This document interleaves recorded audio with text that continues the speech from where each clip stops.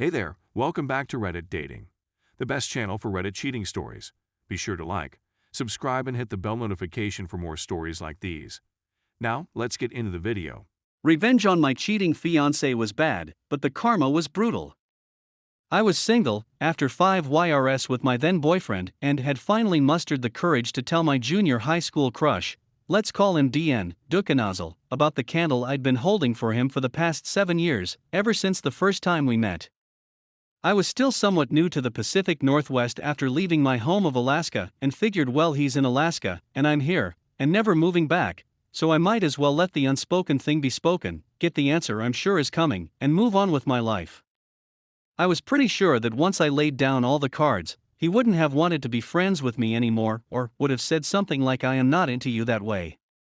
I was expecting, at most, an awkward conversation with him that may have explained my behaviors over the years I had known him. Much to my surprise, he reciprocated my expression of sincere love. DN and I had been friends for all that time, and though I never dropped hints to him about it, I did tell my closest friend at the time.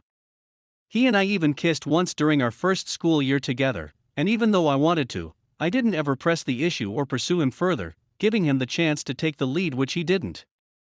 His words to me were poetic and so full of promise, including him saying how I always had a thing for you, and never knew how to approach you, and I was so afraid you would reject me, and I'd be humiliated, and so on. The same kind of stuff I had told him. 7 years later, having not the slightest clue that he was going to react that way at all, it made me question my decision about never moving back. I mean, never? After the phone call professing love for each other, that word never seemed so extreme. If I relaxed that decision, maybe I could have the opportunity for the relationship I had wanted for so long? I had a really great perk with a family member who was a pilot, and was able to fly on a buddy pass/standby ticket pretty often.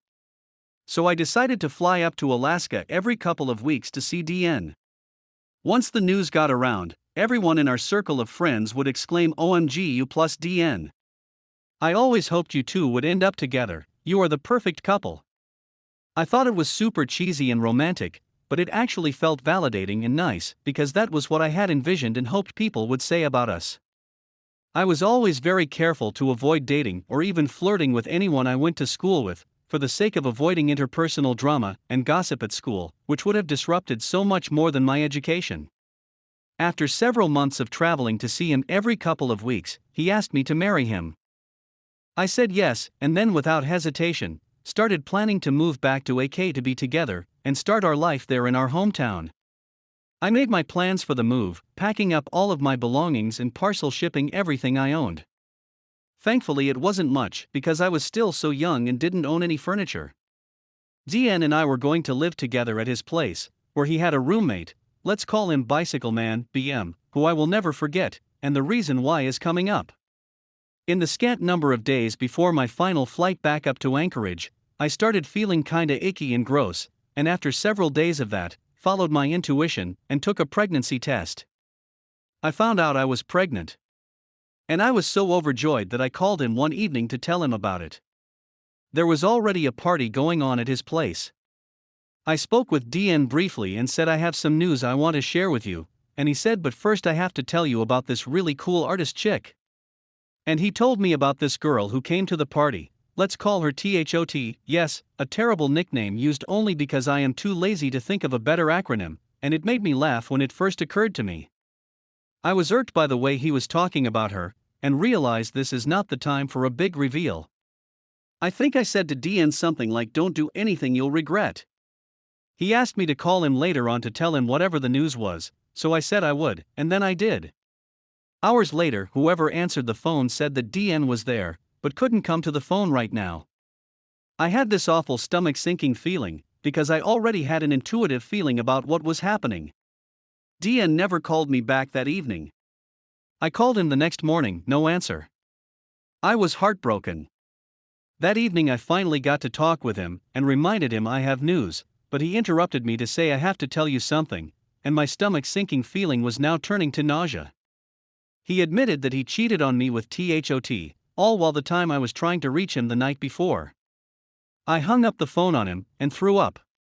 He didn't call me back to ask what my news was. I called him back later on to verbally upbraid him, and all he could do was ask for forgiveness and tell me that it was a mistake, and that he still wanted me to come there. I told him there was no chance that I would marry him after that. That was not a mistake, buddy, that was a choice. I said I would be up there to get my things, and then I'd be gone for good. It took every ounce of my emotional strength to verbalize my thoughts without screaming. I miscarried the pregnancy that week. Add that on to the absolute devastation that this person I had longed for after all these years didn't actually intend on a committed relationship after proposing to me, and then I had to deal with the immense pain of losing my first pregnancy. And then to top that off, I had to fly up to Anchorage weeks before Christmas to pick up all of the stuff I had already parcel shipped there, wait for it to arrive, with nowhere else to go but DN's home. I had to face him and be around him, after having my heart thoroughly crushed. I knew also that all of our mutual friends, and our families, would either learn the truth, or would be told lies if DN tried to save face about his mistake. I didn't know DN to be that kind of person, but then, I didn't know him to be a cheater, either, so all bets were off when it came to an educated guess about what course of action he would take. So I got on the plane, flew up north to Alaska, and of course, DN didn't remember he told me the day before that he'd pick me up at the airport. Or, he didn't think it was worth it. Whatever it was the most awful feeling to be forgotten about, and left there stranded. Even more humiliating was when an elderly couple at the airport saw me waiting alone, picked up my lost girl vibe, and asked me if I was okay, and I lost my calm demeanor, broke down in tears at the airport. I shooed away the well-meaning couple because I couldn't keep my together long enough to be gracious about any help they could have offered. I finally got a cab and went out to his place. Banged on the door outside and waited until I couldn't feel my fingertips anymore, and the racket finally woke up BM, who let me inside. DN was in his room passed out on his bed. I went to the living room couch and waited. I didn't know exactly how to confront him, so I didn't. He already knew how I felt based on our phone call following his confession. I acted like I no longer cared about it, because the last thing I wanted to be seen as was a crazy ex. There was no way I was going to let his behavior and choices besmirch my reputation, so I acted cool and dispassionate as if it were all just a matter-of-fact end to a relationship. I kept to myself as much as possible. DN must have taken that as some sort of sign that we were just only friends, as if we never had a relationship, as if he had never asked me to marry him.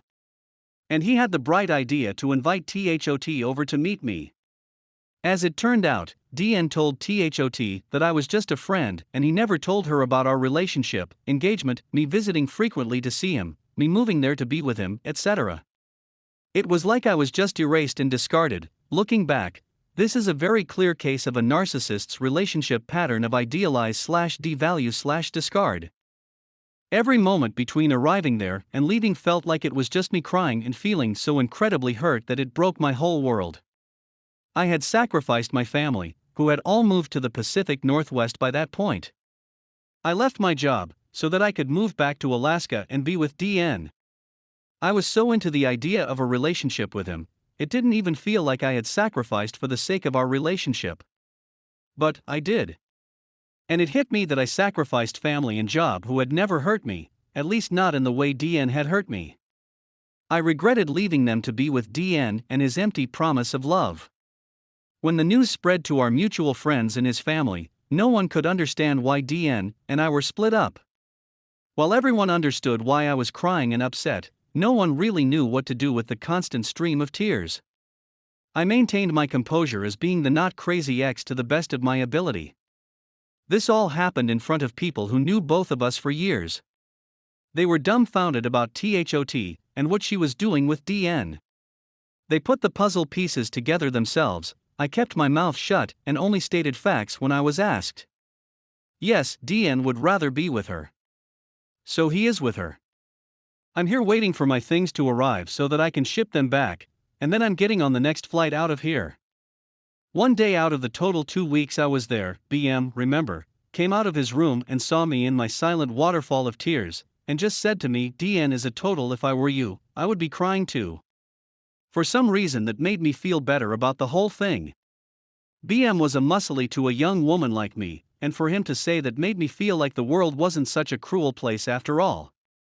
I still had not told anyone about the pregnancy, or the loss, because even though I was grieving and in pain, if I mentioned any of that, I knew that I would be treated like a crazy ex who was making up stories to make him feel worse or make it all about poor me, and I just didn't need any more on top of that.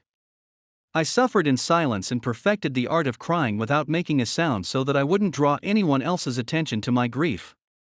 Over those 2 weeks, DN invited THOT over frequently. He probably thought it was no big deal to me. He was not thinking about me or how his behavior was affecting me. I was in a state of shock. I never thought he would treat me like that, after I had known him for so long, and had never seen him behave in that way. I stayed on the couch while the two of them had their fun in DN's room. Within earshot. A move that like is such an thing to do that I am still surprised it didn't instantly place his likeness in the dictionary under the definition of sociopath. I didn't have the energy to confront DN or to argue as to why doing something like that was cruel and heartless. If he didn't know that already, me telling him wasn't going to teach him the basics of empathy. I was so angry at him that I wanted to hurt him even worse than he had done to me. Before I left, I concocted a plan to poison his new relationship with THOT. This is where the revenge plot comes into play. I am bisexual, and I knew that THOT was at least flexible in that regard, and obviously she was willing to move fast with someone. So, at yet another party night, a seemingly regular occurrence at that house, I got THOT all to myself before she got drunk, for long enough to seduce her. I shut both of us in DN's room. Meanwhile, everyone else was getting too drunk to get that anything could have been happening in there. DN was occupied with the guests, and may not have noticed we were missing. After we were finished, I told her why I was there, and told her about my history with DN. With an icy and dispassionate apathy that illustrated how much DN was dead to me, I told her if he cares about me enough to propose to me, and then do what he did with you, after I've known him for years, just imagine what he'll do to you. Suddenly she understood why I had been so somber when I was introduced to her. She had no idea that I was anything more than an innocent friend of DN's. She didn't know why I was there in Alaska or why I was waiting for boxes. She didn't know anything. She felt profoundly guilty and regretful, despite the fact that she didn't know any better. She had been deceived, and I had been too gracious to lose my cool, or cause a scene at a house party, or in front of anyone else, as would have been expected. When I was in private with her, I told her everything, including how I had pined after him since I was 12 years old because my adolescent hormones didn't know better. DN walked in on us and must have assumed that nothing was wrong, only because nothing violent or terrible was happening in the moment. That was either hubris or drunkenness on his part. There was no confrontation again. The party went on, and THOT left. The next day, DN asked me what I was doing with THOT. I said to him she was an easy piece of, and I'm not surprised you were able to get busy with her the same day you met her. I just happened to do the same thing you did. ETA, I didn't see her that way. I said that to her because it was the most emasculating thing I could think of. The look on his face seemed to suggest that his head shriveled and inverted into his body. He looked more mortified than I've ever seen him. I still played my poker face. He didn't know what to say after that, so he said nothing and changed the subject. I made him feel just as small and insignificant as he had made me feel. Mission accomplished, or so I thought. There's more.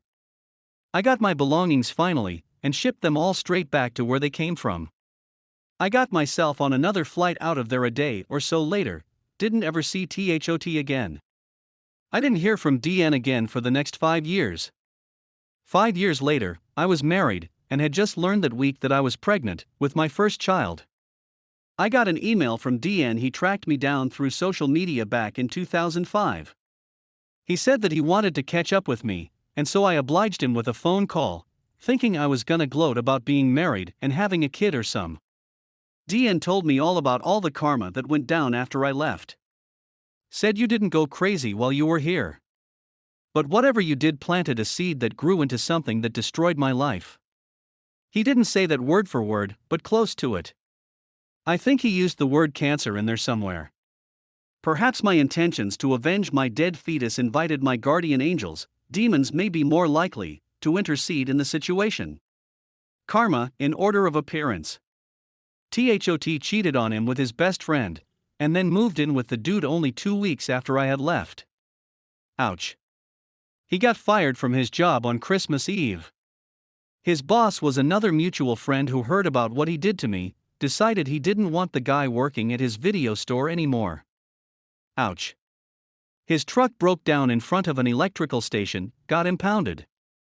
He didn't have enough money to get it out, since he lost his job. So he lost his truck too. Ouch. That is pretty bad when you live in a place like Alaska, in the middle of winter. His family caught wind of what went down with me and disowned him. Ouch. I thought that was pretty extreme. What did they hear? I never found out, but just chalked it up to karma. After THOT was gone, his remaining friends, unsurprisingly, threw another drinking party at his place. Except that this time they got DN wasted drunk, and then beat the crap out of him, and threw him out of his own home into a snow berm, and locked him out. He took refuge with a neighbor, but later on he had to leave the state, because he had been shunned by all his remaining friends, had no family or job or truck, etc.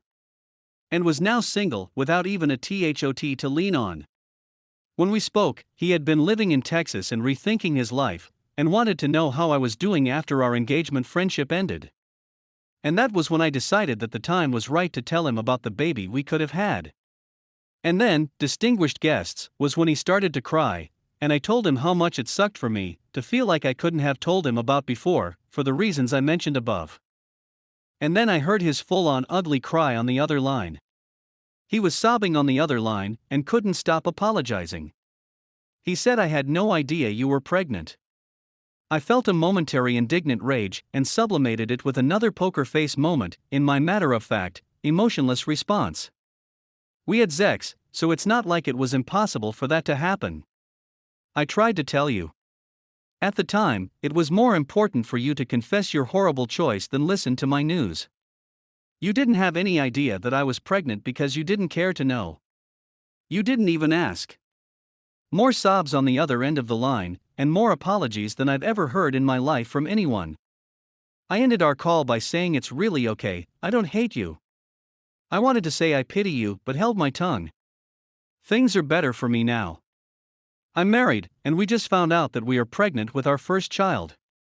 Anyway, it's really been nice catching up with you, and finding out what happened with your life. Sorry to hear it's been difficult. Let's keep in touch. He didn't. I don't know why he bothered contacting me in the first place, because he must have had some idea how that call was going to go down, but he probably wasn't counting on finding out that he could have been a father, and we could have had a family together, if only he hadn't crushed the heart of someone who actually cared about him. In hindsight, that relationship was nothing more than me confusing his charm, his words, and my infatuation and pining away for actual love. I spent so much time wondering and questioning what I had done to deserve him doing all of that to me. What I didn't realize was that he didn't do any of that because of me, or to punish me for any reason. He did all of that because the only person he had been thinking about was himself. It took me many more years before I would learn how to identify narcissistic behavior, and now, looking back, I realized that I had narrowly escaped getting myself stuck in Alaska and romantically committed to a person who has little capacity for empathy and doesn't feel remorse when he wrongs someone. I learned how to get revenge by maintaining my grace and composure, stating only the facts, keeping my emotions to myself and my demeanor together, just long enough to plant doubt in the heart of the new/other woman.